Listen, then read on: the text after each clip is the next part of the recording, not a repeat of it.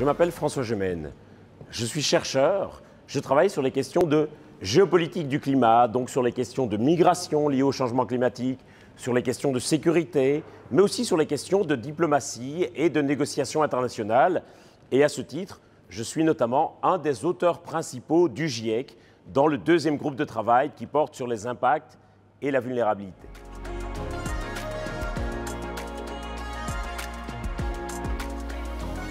Une anecdote qui m'a toujours marqué, c'était de savoir qu'aujourd'hui, l'ensemble des constructions humaines sur la planète pesait plus lourd que l'ensemble de la biodiversité. Tout ce que nous avons construit, les immeubles, les ponts, toutes les constructions humaines, eh bien aujourd'hui, cela pèse plus lourd que l'ensemble des forêts, des végétaux et des animaux sur la planète.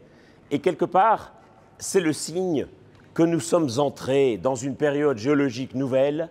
Cette période géologique nouvelle, elle s'appelle l'Anthropocène, c'est-à-dire littéralement l'âge des humains, qui se caractérise par le fait que les humains sont désormais devenus les principales forces de transformation de la planète. Alors il y a encore débat parmi les géologues pour savoir quand on va situer le début de cette période. Est-ce que c'est au moment où nous avons projeté des particules radioactives dans l'atmosphère ? Est-ce que c'est au moment où nos émissions de gaz à effet de serre ont explosé? Il y a encore débat sur la date réelle de début, mais une chose est sûre, nous sommes entrés dans l'Anthropocène, c'est-à-dire ce moment où nous prenons conscience de l'amplitude des changements que nous avons infligés à la planète.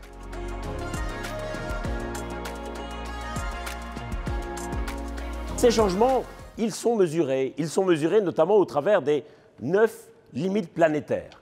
Alors de quoi s'agit-il? En 2009, un groupe de scientifiques sous la houlette de Johan Rockström, qui est un grand scientifique suédois, a défini 9 limites qui touchaient aux équilibres fondamentaux de la planète.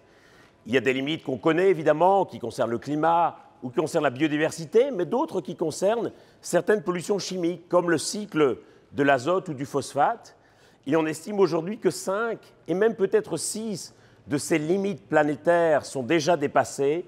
Ça veut dire que nous avons fondamentalement perturbé certains des grands équilibres de la planète. Et la limite que nous avons le plus dépassée, c'est celle qui concerne la biodiversité.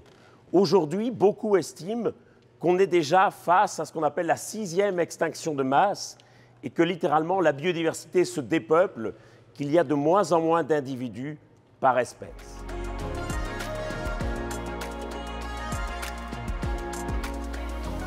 La cause de cette érosion de la biodiversité, elle va se trouver dans l'extraction des ressources et dans la prédation de l'humain sur la planète, c'est-à-dire la même cause que celle du climat.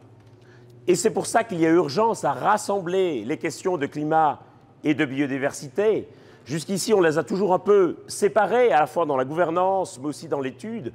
Et il y a de plus en plus de travaux, notamment ceux du GIEC et de l'IPBES, qui viennent de publier un rapport commun et qui montrent les liens évidents entre ces deux sujets et la façon dont il faut les aborder ensemble.